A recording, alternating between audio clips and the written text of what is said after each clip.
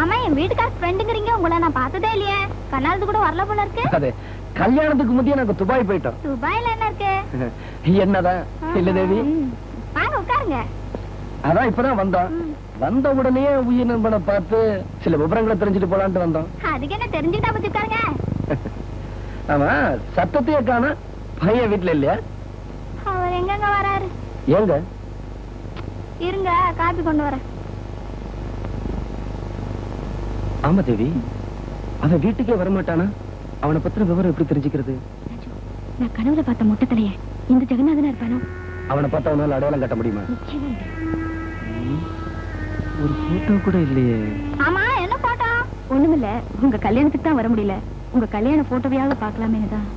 அதுக்கு என்ன கொல்ல கொல்லையா எடுத்து வச்சிருக்கோம் பாருங்க.